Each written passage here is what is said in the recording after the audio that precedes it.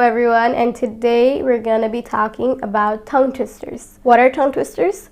They're basically parts of speech that are quite difficult to pronounce.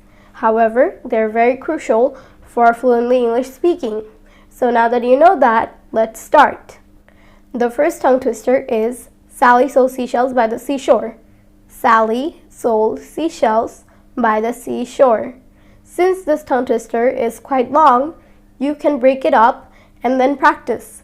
Like Sally sold, that's one part.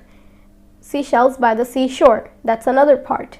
This way you can practice and it's going to be much easier. The next one is the big beautiful blue balloon burst. The big beautiful blue balloon burst, the big beautiful blue balloon burst, the big beautiful blue balloon burst, the big beautiful blue balloon burst. Since this tongue twister is also quite long, you can again break it up and then practice. Like the big beautiful and then the blue balloon burst, two parts, and then practice, which is going to make it way easier. The third tongue twister is a short one, snap, crackle, pop. Snap, crackle, pop, snap, crackle, pop, snap, crackle, pop, snap, crackle, pop. The next one is also a short tongue twister, 3 free throws. 3 free throws, 3 free throws, 3 free throws, 3 free throws. Now, in the beginning, you don't have to speak tongue twisters super fast. You can start off slow and then gradually speed up. The next tongue twister I'm sure you've heard before, which is Peter Piper picked a pack of pickled peppers. Peter Piper picked a pack of pickled peppers. Peter Piper picked a pack of pickled peppers. The next tongue twister is Betty Botter bought some butter, but she said the butter is bitter. Betty Botter bought some butter, but she said the butter is bitter. Now again, since this one is a long tongue twister, you can break it up and then practice. Betty Botter bought some butter, but she said the butter is bitter. You can break it up and then practice.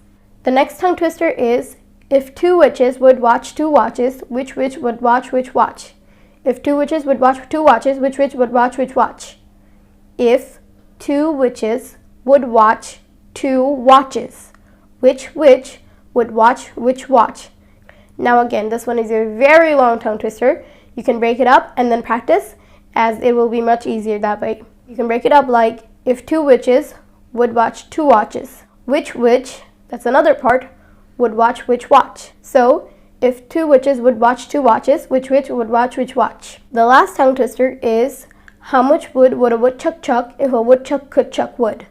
How much wood would a woodchuck chuck if a woodchuck could chuck wood? So again, since this one is a very long tongue twister, you can break it up. How much wood, that's one part. Would a woodchuck chuck, that's another part. If a woodchuck could chuck wood, that's the third part.